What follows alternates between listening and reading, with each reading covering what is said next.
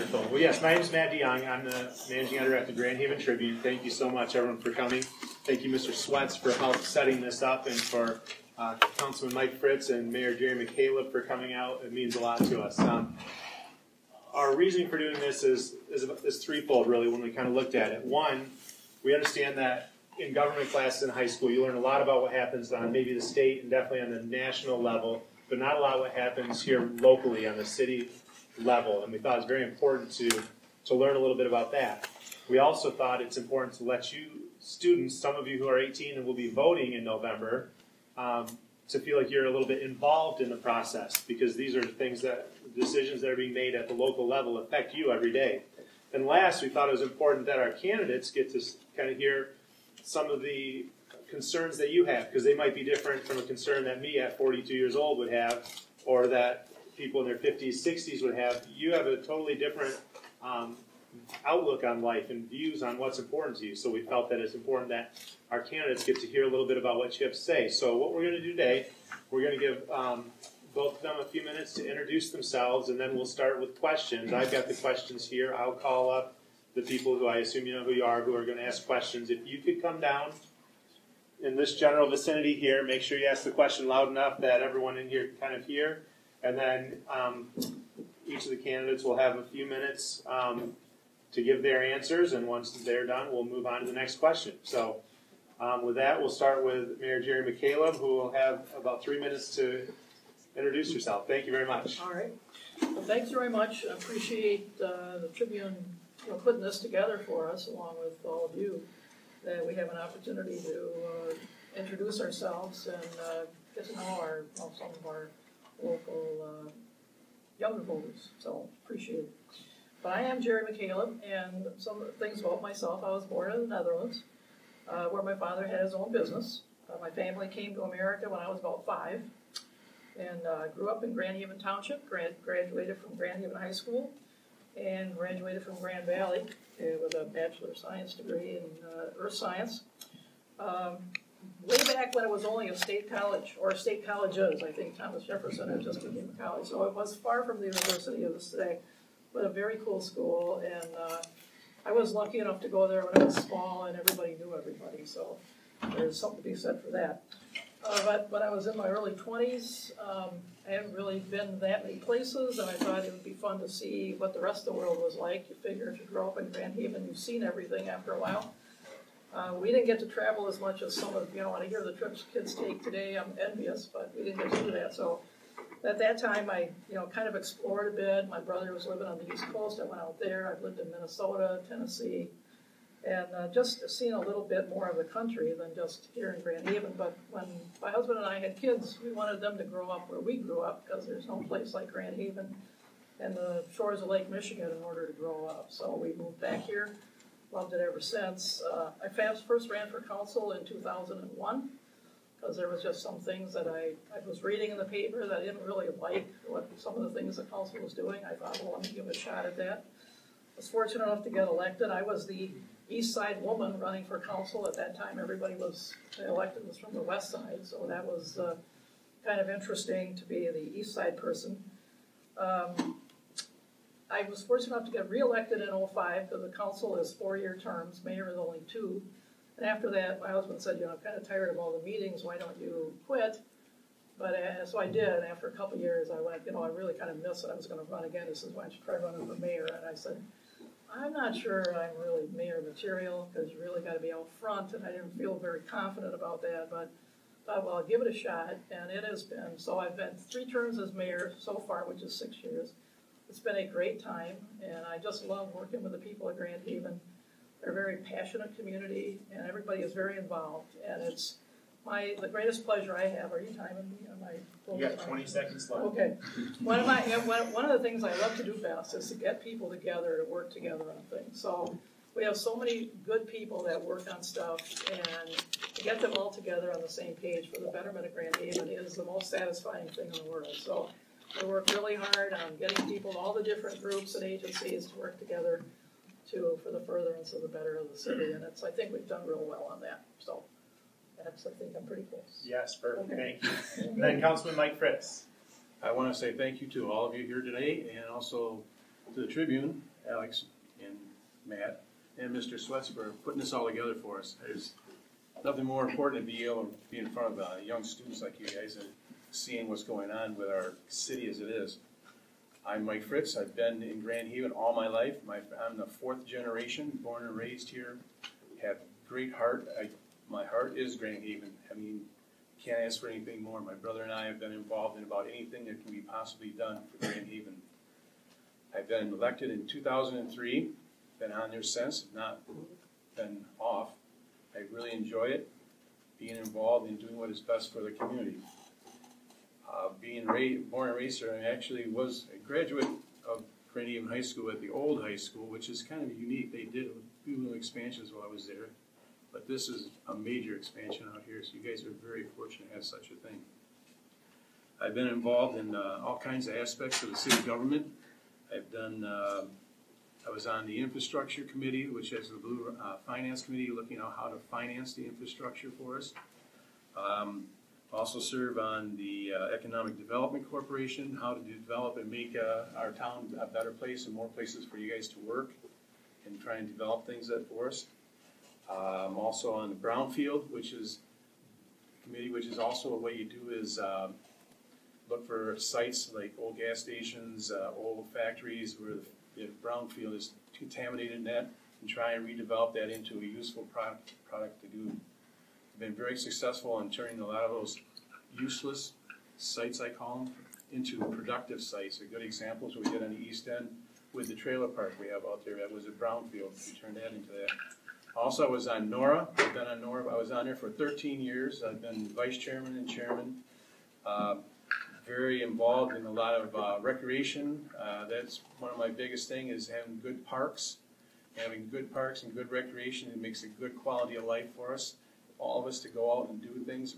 And recreation is not just doing sports and that. Recreation could be just sitting there relaxing underneath a tree somewhere. That's recreation for some people. Also, I worked on that to turn that into from a program to an authority so they can go out and get grants and make it even a bigger and better program for us.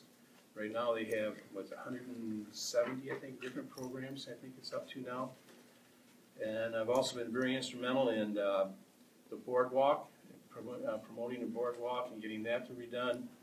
The musical fountain was another big push for me. I worked very hard on that along with my brother as an Eagle member. The coal tipple, the pier, the leveling of the pier, I've been very instrumental in trying to get that. I've been working very hard with Mr. McGinnis, our city manager. And also the catwalk, which I appreciate the check that you guys brought to us on Monday night, which was very good. It's all very important. Those things are part of our community that we all need to be involved in. And I figure that having kids growing here and then having my family being here, that it's very important that I stay here. And I have a few things that I'd like to bring forward more that we could get going for the city of Grand Haven and for our youth and also for our citizens. So thank you all for being here today. Okay. All right, thank you very much. So how we're going to work this is I'll call the student's name, they'll come up, and we'll kind of go back and forth. So since Mary McCaleb introduced herself first, we'll just kind of work backwards. So Councilman Fritz will be the first to answer this very exciting question from Sam Windeberg. Sam. Can I just stand right here? That's absolutely fine. Okay. Why is it important for us to know about the local government, even if we might not be old enough to actually vote or have anything change because of, what we want or need? Well, it's very important that be important for you is that we did recently was a complete streets, which a good example is that your kids growing up had skateboards, rollerblades and stuff like that weren't allowed on sidewalks. On the streets and stuff like that. And then you can only ride in certain areas with them. If not, you guys won't come forward and let us know what's going on. We made a complete streets, which actually made it more possible for you to get around town. If you're a senior and you're working in a restaurant or something like that, it's hard for you to get back and forth to work downtown if you're working into a restaurant or whatever. Another good example is the input that we had from the youth when it comes in for our skate park we had built. So it's very important that you guys stay involved in watching what's going on in public government, because a lot of the things that we do will affect you sooner or later. So stay tuned and be be watching what they're doing all the time, because those little things can mean a big thing when it comes to you. Yes. You know, I think it's imperative that you understand how your government works, and that you hold your elected officials accountable for, you know, that they're representing you. So one of the things, you know, I heard recently, somebody was was opening a business, and they wanted to do things, and they had to come to the city for permission to do things, and she kept saying, well, I didn't know I had to do this, I didn't know I had to do that. Well, there are rules, and you have to abide by the rules. If the rules are bad, we need to change the rules. But it is important to know how that works, so you're not blindsided if you want to open a business. We have to see the kind of things the kind of structure that's in place. The structure is in place for a reason, and it's imperative to know how that structure works. It's also important for you to know who you're voting for. So to be, you know, see what the issues are, not just how the system works, but who's running, what they want to do, what their issues are. And it's vital that you're involved, because it's about you. It's representative government. And if you're not letting people know what the things that are important to you, what you want to have done, like in your neighborhood, on your street, or what you think is important goal for the city, it's important that your elected officials hear that, and that you yourself will one day want to say, hey, I want to do that. I can make those kind of decisions. Because that was kind of one of my thoughts, was that, gee, like, I don't like that decision. I'd like to be able to involve in that process, so I can make those decisions too. But a lot of it is, you know, you got to hear both sides of the story. When I first got on council, I thought, boy, some things are just no-brainers. Like, how could anybody, you know, it's A and B, how could anybody not go for A? Because that's the obvious choice. Until you hear the guy that likes B. And then he gives you all the reasons why B is a really good idea. And so at that point, like I said to, you know, Pat, our city manager, talk to you, is give us the facts, and give us, if we chose one thing, this is what's going to happen. If we choose this thing, these are the consequences. So that we as council people can weigh those facts and say, what's the best? But you got to start with the information. That is a basic line, but it is important that you know how your city government works, because it works for you. Okay. Absolutely. Thank you. Great, thank you. All right, next we have Chloe Weigel. Is that right, Weigel? Yes. Yeah. I'm just wondering what your thoughts on diversity in the community are, and how you would be willing to encourage that if you are mayor for the next term. Well, actually, I think that, I know we're often accused of not being a very diverse community, but yeah, I think we do have a lot of diversity in Grand Haven. I think in my neighborhood particularly, because we're the kind of the lower cost housing in the city. So we have a lot of people land on the east side first. So we have and there's diversity in all kinds of ways. There's economic diversity as well as nationality or cultural diversity. So it's a difficult thing, because you want people to feel welcome in your community, and I think that's very important. I think we do try to do that. I think we do a good job at that, of welcoming people. People I know are very, you know, welcoming. There's always that percentage of people that are not, and that's a heart condition. People's hearts are not always maybe what they should be. But overall, I think we try hard. We do well, and but it's an open door. People that if you want to come and live here, buy a house here, that's an open door for you. So it's an opportunity that people should avail themselves of. Great. Hard to compete with it, but I mean, the thing is, I come from a very diverse family as it is. I have from all over the world. My nephew married a gal from India, and so talking about diversity in our town, we are a very diverse town. We need to express more than what we have been. There's still some areas that we need to work on that. But as Jerry says, we are a very welcoming, very well-open town. We do open our arms up, and we take and give a lot. If people ask for help, there's always help there somewhere for anybody who wants to come into town here. We need to work very hard at it a little bit more. I do see some things in town here that are not quite where we should be at in diversity. I see it in my neighborhood. I live over on the west side of town a little bit more, but it's still, we need to work harder to be more diverse than we are today. It's a great town. Grand Haven's beautiful, but if you do look at it closer, there's still that underlying element underneath there yet that we're not quite hitting the marks that we should be hitting on. I see it in my own family that I have. It's very tough on them sometimes. We're not in the areas of coming in and expressing to them and opening their arms to them more than what we have been. They try hard, but they're always being the second voice. They have to take them back step a little bit. I think we can work harder at being more diverse than what we are today. There's still some work that we need to do. Even though we get all these accolades saying that we're the best here and we're the best at this, and there's still some underlying little things underneath there that we need to work at. And I've been seeing that we have gone a little bit more further than we should be doing. We need to work hard for it. All right, thank you. Thanks for the question, Chloe. And now we have a question from Colin Takis, please. Alright, so I was going to ask about Grand Landing and what your plans are for it. Good question.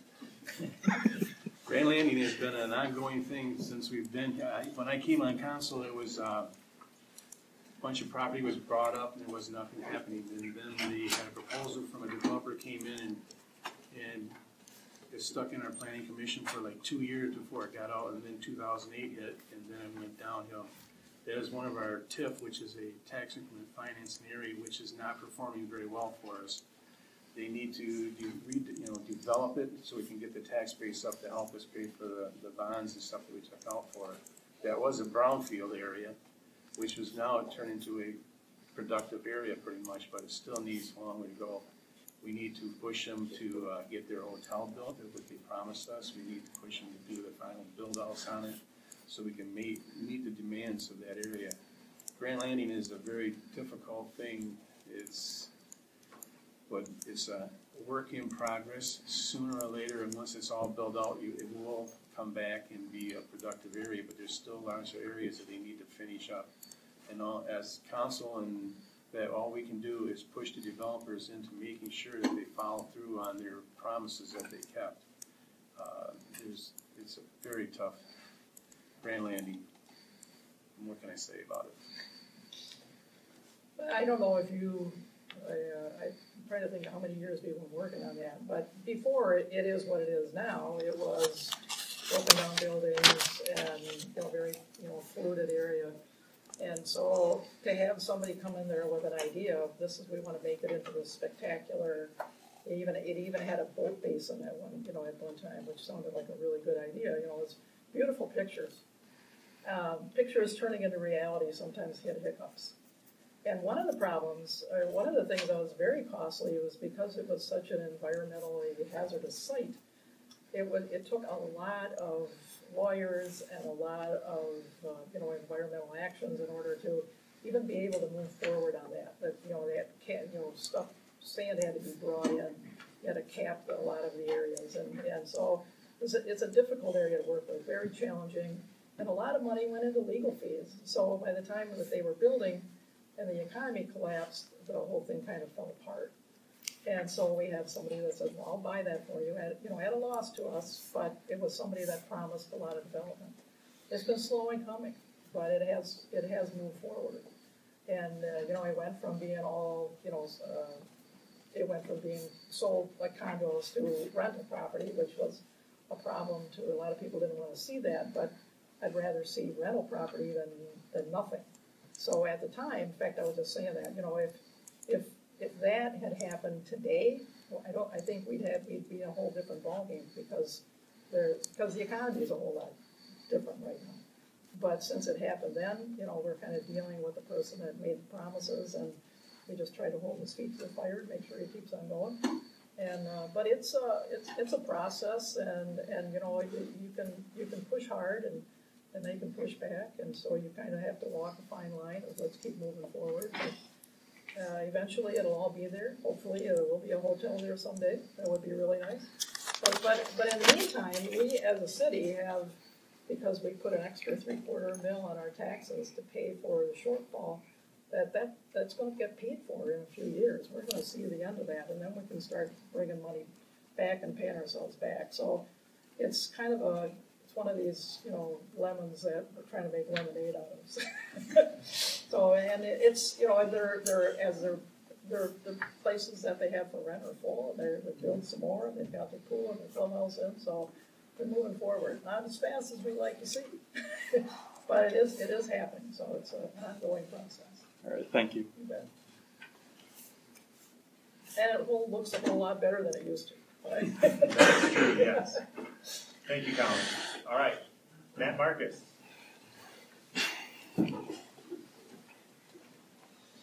So, considering that a large source of income for the city of Grand Haven is tourism, do you think creating rental-free areas will hurt this industry in the future? Well, this is what we've been working on for, you're talking about the short-term rental Yeah. thing. It's that, folks came to us about a year ago and say, we're losing our neighborhood. All the houses that are being bought up are being turned into short-term rentals, and we're losing our neighborhood feel. And so Planning Commission, took this on themselves to say, well, how do we look at this? What do we want our city to look like? What do we want our neighborhoods to look like? And we had a very involved neighborhood group in the Southside neighborhood. We sent out surveys to all different neighborhoods and got responses back from people. And the different neighborhoods responded as to, we want no more short-term rentals, or we want, we're okay with some. And some of our areas of our city are traditionally short-term rentals or vacation folks or people that are here for the summer. And so it didn't bother those neighborhoods. And so we have put together a planner in our zoning area as to where it's allowed and where it's not allowed. We have hundreds of short-term rentals in our community. We certainly haven't. I know there's ads out there saying that we don't allow any, and that's just not true. That the ones that were in are grandfathered in, no matter if they're within the zoning district that allows them or not. So we're trying to control that. I love short-term rentals. I have people that come to visit, family comes to visit. That's a great place to go from your house to that house. But I think it's imperative that we do keep it in certain areas so that all neighborhoods just don't turn into short-term rentals and we lose that neighborhood feel, because that's very important. It's important for school population. It's important for your winter economy. It's important for a lot of ways. So I live in the South Side neighborhood, which is mostly short-term rentals. The house I'm in has been in my family since who knows when. I got a stack of deeds that go way back. My neighborhood used to be a family type thing where you could go out and have your kids go out and play with the neighbor kids. When the short-term rentals came in, it shifted. I have a little young boy, it's in second grade. There is no other kids around the area because of the short-term rentals that came in. He has nobody to play with. He has to go away to find his friends, or he has to invite them to his house.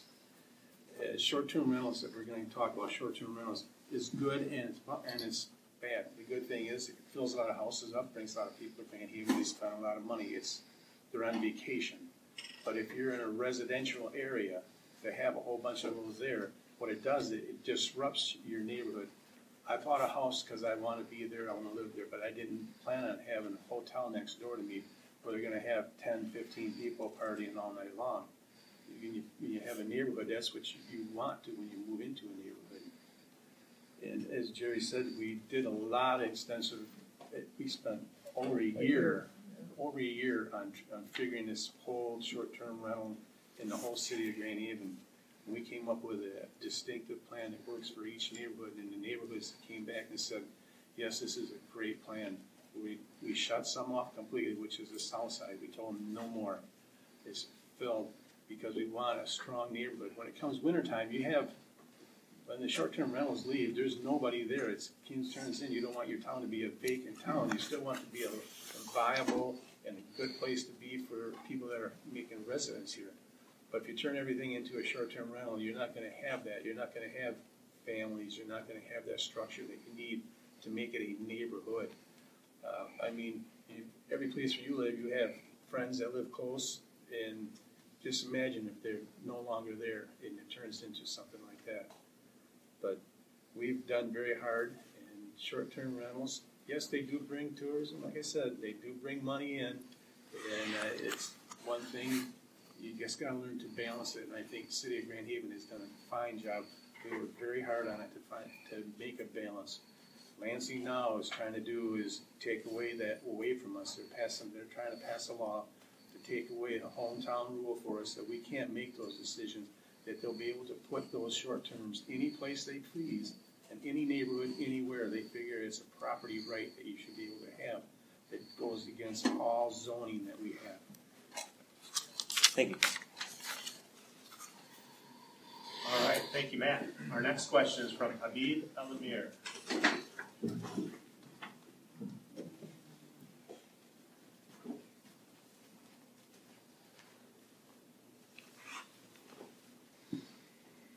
My question is, how do each of you plan to handle the surplus of deer that have had negative effects of our community? First of all, I don't know if there's a true note saying it that we have an excess amount of deer. They have not done a study to find out exactly what the deer count really is in Grand Haven. They have not done anything in that order. I've had people tell me that the undergrowth, the trees and stuff like that, it shows that there's a large population of deer eating the undergrowth. I find that not to be necessarily true because we had our environmental and natural resource and also from Grand Valley come in and do a study, and it says that we have an old forestry of tall trees and that which brings out a lot of shade and everything does not, it disappears. And you have professionals that come in and do that. You take their instruments and find out what it is. And also on a report that we got also saying about deer from Ottawa County and Muskegon County, the DNR also sent us a thing saying the population of deer is down in that. And also the population of deer in Michigan is down because of the chronic wasting. They have just had reports of chronic wasting for deer coming into Kent County now, which is coming this way. So to find out exactly if there was a large amount of deer, we have no idea how many deer there really are. They can run in groups of 12. They could have them see them all over. You might think you have 50 deer, but it might be the same 12 in different areas. We have not done a study. I think we should make sure we have a study done first, make sure we know exactly what we have, and do accumulation of everything else. Well, a few years ago, well, it was 10 years ago now, we had a deer call, and I think we took out like 50 deer. And after that, we were counting deer every year because we wanted to keep tabs on how many deer we had. Well, Grand Valley was doing that for us, and finally they said, well, what are you going to do with those numbers? And we weren't going to do anything with those numbers because you needed 3 votes on council in order to do anything with numbers, except keep counting. And so we thought, well, if we're not going to do anything with the counts, why keep counting? So years passed, and council changed. And now we have 3 votes that are in support of having a deer call if we find that necessary. In the meantime, our population of deer dropped, and then now it's on it because of the chronic wasting that was around. Now it was on its way back up again. And when people are and when they say, well, the count is down area wide. It's not a count citywide. But people the deer are walking up on their front porch eating their flowers. You can't plant what you want. You can't grow what you want. You're not going to invest in a lot of annuals or perennials for your yard if all that you're doing is buying these things so that you're feeding deer because they're looking for something to eat. And so there's a financial cost to this. Financial cost to the people that sell the plants or that people want to grow their own vegetables. Because there's rules about how high your fence can be. So if you want a vegetable garden and the deer clear the fence because they have springs for legs, you can't grow your own vegetables because the deer are going to come in and eat them. Now you can, spray constantly if you want. If you want to, have that cost for you and how effective that is. And it's just, if people have no recourse but to come to the city and say, my property is being damaged, you got to help me out. I have to keep my dog on a leash. I have to pick up after my dog when it poops. The deer eat your stuff damage your property and leave their feces behind. So there isn't any rules for the deer. They don't belong to anybody. So if there's too many of them, if you can't grow what you want, if you I don't know if any of you are gardeners in here or farmers, that if I plant stuff and I'm watching it grow, I'm planting it, I'm fertilizing it, I'm watching it grow, I'm waiting for that flower bud to come on that, and something comes along after I put all that work into it and all that energy and that money because I bought that product, and then a deer comes along. When I have to keep my dog under control, and you got large animals that are herbivores walking around, and they nip that off before I ever get to see the product of my hard work. And so people get frustrated with that. And so they come to city council and say, you have to bring us relief. And so I'm sensitive to that. And so I feel that it is important for the safety and for the for the protection of our community that we keep those numbers under control. They have no natural predator. We don't want natural predators. We don't want cougars and coyotes coming into the city taking our deer out. I mean, that's pretty ugly. So what we have done, we hire professionals that are very good at what they do. People are not in danger because of the way they position themselves. And so, I see nothing wrong with Michigan as a deer hunting state. And I really don't know what the big deal is about taking out a few deer. We do it on a regular basis. Starting this, we're doing it during hunting season. So pretty soon you're going to see all the cars coming back into town for all the guys that have gone deer camp come back with their deer. But so that controls. That's why we have deer DNR, so we control the deer population statewide. People can't do that inside the city, so they have to come to the city for relief, and that's what I feel we're providing. Thank you. Thank you. Next we have Julia Robinson. So I had a question about the parking in the downtown areas and the 3-hour parking. And I'm an employee downtown, so it's hard. And there's very limited spots for employees. So I was wondering also why were the 3-hour parking in effect? Because we do bring a lot of tourism here, so it's really hard for people when they park and then they have to come all the way from the beach just to leave and go park somewhere else. Well, part of the reason is for the limits is, for one thing, it's turnover. You don't want somebody parking behind your store and then walking to the beach, so that car is there all day. You do want that spot for your customer. So that's one reason. The 3-hour limit keeps things circulating. It was something that was brought. We had another issue is that with employees is that they take the prime spots because they're first. And it's not, it's because there's offices and there's people that work at the museum, it's all kinds of folks. And so you got that first spot and you're taking a spot that's going to a paying customer.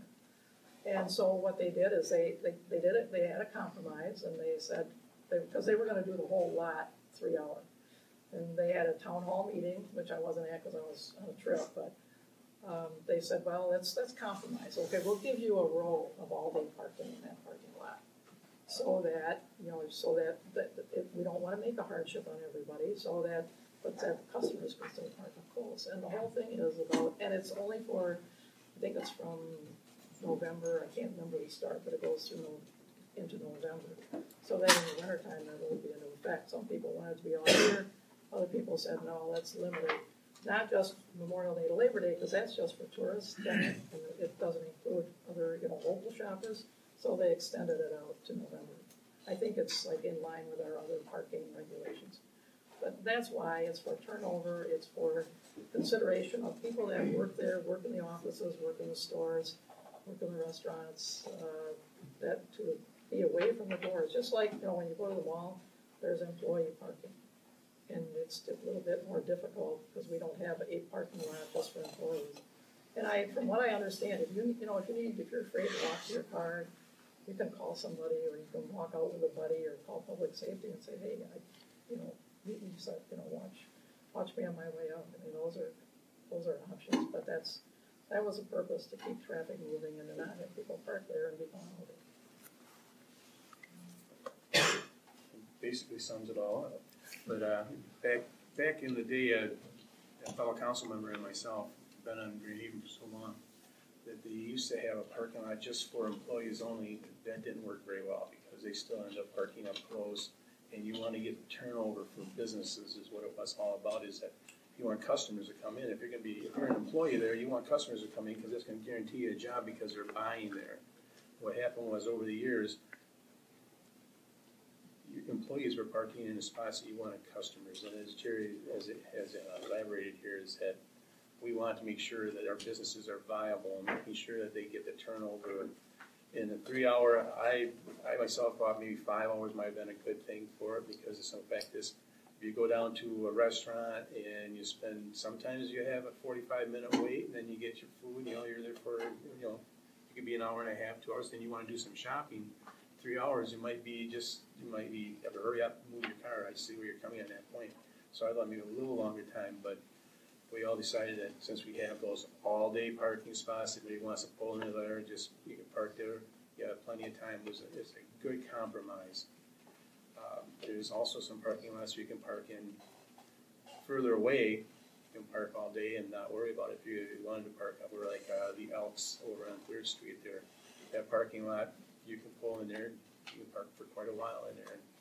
Also have the county parking lot, which is open all day, all night. You can park overnight in there too. So if you end up going someplace and you want to stay at somebody's house and your car's parked there, they're not going to tow it away from that area there. It's a good place for you.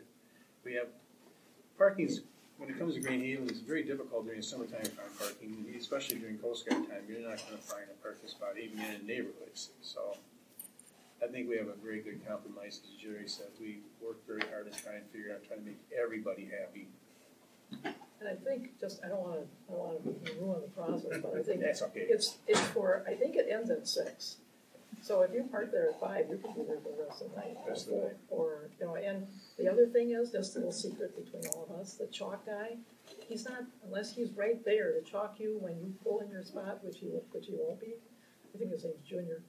But say he comes a half hour later, he's probably not going to come back in 3 hours. He's probably not going to come back for about 4 hours. So even though it says 3, it's probably a little bit longer. So that's what you can tell them if you get a ticket for parking. The mayor says you can do that. The mayor said it was okay. I think it goes from May until November. I think is what the time is. All right, thank you. Thank you. All right, getting down there. So, a few minutes left. We have Morgan, Dries.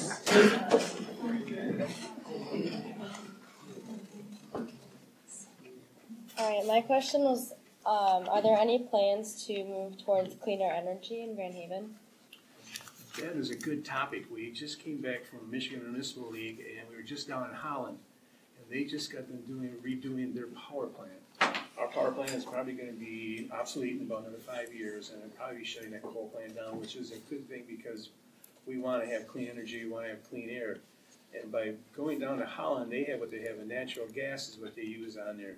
They have two turbines that run on natural gas, and they also have a steam generator also. They push out 60 megawatts for both of the turbines, and then also on the steam, which comes from the turbine's exhaust, that heats up the water and goes into that. It also runs the steam and puts out another 40 megawatts. So they're putting out about 160 megawatts, and they're selling power at a really good rate. And natural gas is so much cleaner and so much better to go. They could shut one down and still run the steam generator at 100 megawatts, which is fantastic. And they also have enough supply coming from there to run their snow melt, which actually can go. They want to expand their snow melt more because they have the capability now with this new plant. It is so energy efficient and so clean that they've won awards already from all over the whole United States. People are coming to see what Holland has done. And I'm very impressed with that, and we're pushing to hopefully, the Board of Light and Power is a separate board from us. They regulate that. We can make suggestions, we can tell them what we'd like to see, but they make the final decisions on a lot of things, except for when it comes to the big dollars. Then it comes to us and make us to say, yeah, we're going to go for a bond. I'm hoping that we can go forward and look at more solar power, possibly some more wind power. We bought into a wind farm on the other side of the state that Board of Light and Power has. We need to do that. We need to clean our act up. It's our air, our oxygen. We need to breathe, and we need to have better situation. It's global warming. That's part of what we're contributing to. So we don't need to do that anymore. I'm hoping that our Board of Light and Power will get down and give us some solutions and some plans that the voters can at least see, and they can make a decision on what they would like to see here. I'm really pushing for a nice, new, clean plant somewhere that we could do, and making sure that we have energy here and sufficient that we supply our own energy. I'm not in favor of buying off the grid somewhere, because it could end up, as the old saying is, you contract out at a low price now, and then when all the other plants are closed, pretty soon that contract was more than it would have been if you would have built your own plant. So we need to, we have 5 years to do it in, so we have plenty of time to come up with a plan and making it a clean air place for us and a great place to be for Grand Haven when it comes to energy. Actually, I want to defend our Sims plant because it has done well for us for a long time. We had very few. We've had more downtime, lately than we have for a long time. And that's because it's getting older. And our Board of Light and Power has been studying this for a long time. This is a big deal, and it's a big question. It's a big process. It's a very expensive process. We just paid the Sims plant off. It's a very efficient plant as far as environmentally, because it has all these environmental guards on it. What you see coming out on the top of that when it's operating, and you see the big white plume, that's steam. It's not smoke. It's not pollution. It's steam, because there's tons of stuff inside that pipe that are scrubbers that keep that air clean. But we do know that it is getting older, and it needs to be replaced. And the Board of Light and Power has been working on that very hard. Now they're coming up, because it's a long time study. You don't snap your fingers and do any of the stuff. I think Holland worked on it 4 or 5 years of getting the community together, seeing what they wanted. It's what does the community want? What does they want to pay for? What's going to work for our city? And that's the same thing our Board of Light and Power is going to do. They've been working on a study that's going to come out shortly after the first of the year. And it's so in the spring, I will see that, and we'll sit down with that board, and we will see what options are open to us. And so, again, it's that partnership thing. We work together. The DLP and the city are the same entity. Our rate payers are our taxpayers, so we're talking, our customers are the same. So this is all really important. It's something that we're going to work on, and it probably will go to natural gas, but it's a big process, and there's a lot of regulation. There's a lot of money involved. There's big decisions to be made, and I very much feel that we need to have community input. And part of that process, and I believe we will, because we are going to work together on this with the people. Thank you. All right. Somebody has their hand up over here. Do you have a question, or are you stretching? Oh, I thought about this idea that big giant power generator, when lightning comes down, zaps the generator and stores lightning energy and gives city power. All right, you're working on it. I'm sure if you submit the plans, they'd be interested in hearing it. All right, do we have time for the last question here? I think so. All right, Drew Bonek. Bonek. Bohannon. Bohannon. I used to have Bohannon, so Very right down sorry. the street from me. So my question is, are there any issues facing Grand Haven environmentally besides clean energy? And if there are there any solutions in the works to solve them? Well, there's part of our brownfield plan. What we've done is we reclaim that land that's been polluted. People, there's been a lot of industry over the years, and people didn't always know the impacts of what they were doing. You just don't dump stuff in the river, dump stuff on the ground. People they never thought about what was going to happen to that years ago. Now we know, so we have plans to do that. There are certain plumes under our city that move that we keep track of to see where it goes. When we go out like Grand Landing area, there's we cap stuff. You put a foot or 18 inches of sand on stuff. Then there's some places that you don't dig. Our dump used to be out there, out in what is now Harbor Island. That was where people, when I was a kid, was riding the back of a pickup truck and dump our stuff out there. So that's covered over. So we have that. We have those areas that we have to take care of. And part of the thing of the whole brownfield thing is because of the environmental regulations, it is so expensive to redevelop some of these properties that the state does help, does offer. We have our own EDC board that loans people money in order to meet some of these rules and regulations to make sure that we don't have pollution come in the air anywhere we want it, or we track it underground. We have wells that keep track of where stuff goes, where these plumes go that are moving around. But it's something that we deal with. It's expensive. We do need the state, because it's a state regulation, we work to the state sometimes to help us with money as to how to address these things. Because nobody wants to live on top of a cancer pile or something. So we make sure that those kind of things are under control. It's a lot of regulation.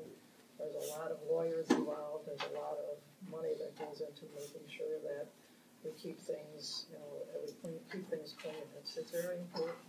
But I think a lot of it was just people didn't know. I mean, you put one thing in the ground, by the time it's in the ground and reacts with other things, it's now something else. And so some chemist could probably explain that to me, but I understand that's how it works. And when it comes out of the ground, it's another thing altogether. So there's a lot. We work with environmental companies that tell us how to deal with this stuff, and it's very important to us.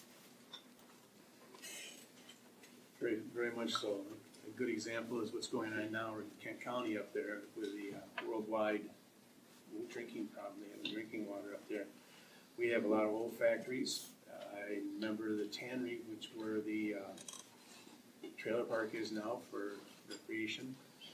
They used to do tan hides in there. My grandfather would trap muskrats and stuff like that. He was a farmer, and he'd go down there and he'd trap muskrats. He'd come back and he'd have green arms, blue arms, whatever dye they were doing.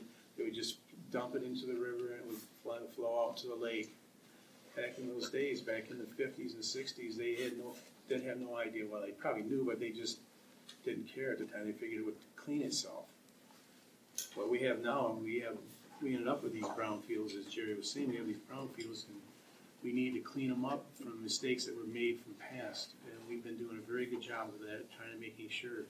A good example of Grand Landing, we had to put in 18 feet down. We had to put a clay barrier in so it wouldn't leach into the South Channel. That there is a ton of money. When you get done, you have to haul it. When you haul material away from those areas, it costs a fortune just to find the right place to be able to dump your dirt or your sand that is contaminated, and then you also have to build that barrier so it doesn't leach back into the water.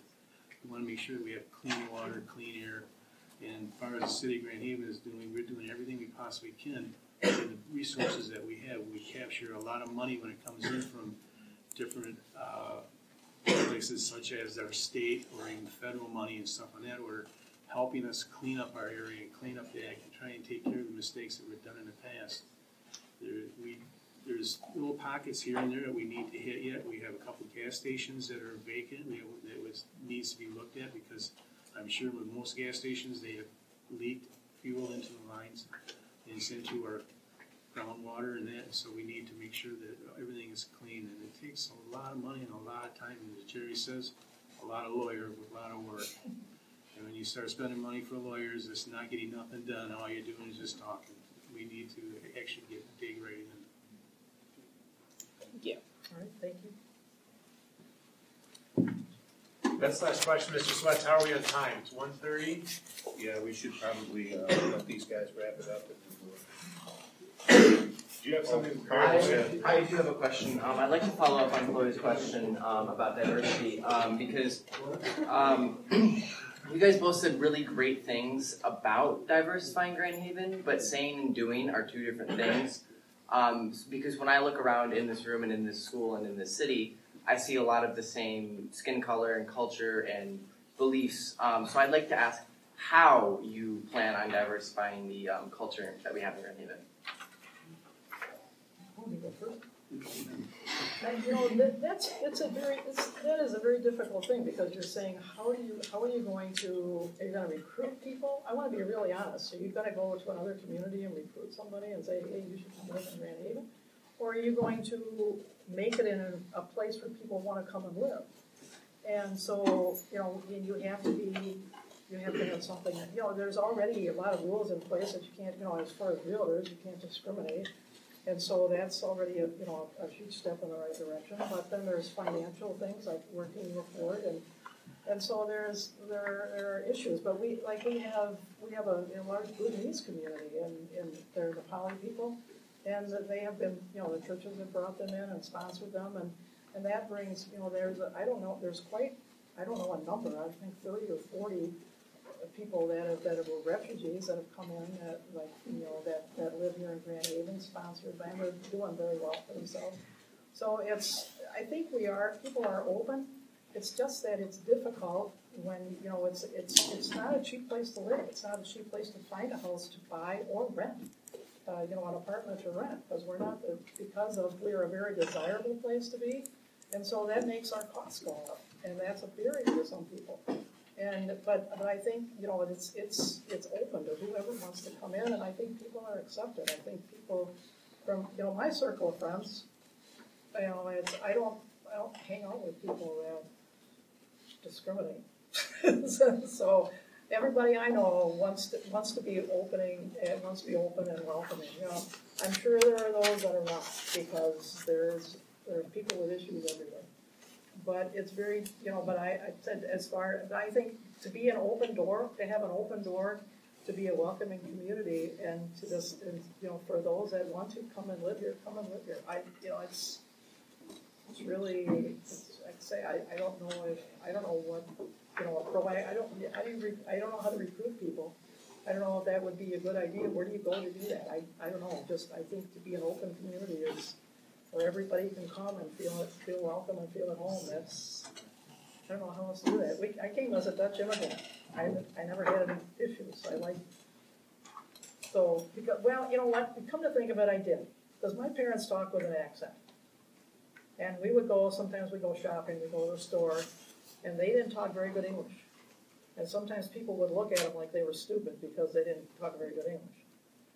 And so I'm thinking, well, my parents aren't stupid. They may not talk the English as well as you do, but they're good people, so don't look at them weird, or don't, try to, pass them off to somebody else because you can't understand them. But I can also appreciate somebody, when I worked in a restaurant for a while, and there was this bus would come in with people with, they were field workers, had accents, and they'd always make me wait on them because I could understand people with accents, and not everybody could. So part of it was just, I can't understand those people. So we're just about out of time. Mike, okay. Would you like to jump in on this for a moment? I think working with the Tri-City Ministries and stuff like that might be a good start for us to get out there and be a little bit more welcoming. Trying to get that out, the word out to them more so than what we have been as a council. Maybe we might be able to do some of that order. And as Jerry said, my grandfather came from Germany on my dad's side, and he had the big German accent and spoke German quite a bit, especially around the house and especially in the neighborhood. And it was very hard for him to sometimes to get in the community of Grand Haven here, to be that lucky, married into a family that's been here probably for about a long, long time, that he got to be more accepted. I have, my whole family is, like I said, one's from India, I have another one is from Mexico, I have family from all over the place in my family. So being a diverse family we have get-togethers is kind of unique because each of us have different languages we all want to talk about, and so we just kind of try to pick up different languages. But we need to spread that out to everybody. I think, like I said, starting with the Tri-City Ministries might be a good place to get that out there and saying, hey, we need to be more welcoming, and we got to teach our young more so. We get the older people sometimes, they are pretty headstrong and they're pretty opinionated, and it's very hard for them to change their ways. And what happens is that gets transformed back down to their children. We need to break that cycle. We need to make sure that everybody is accepted. And thank you very much. Thank you.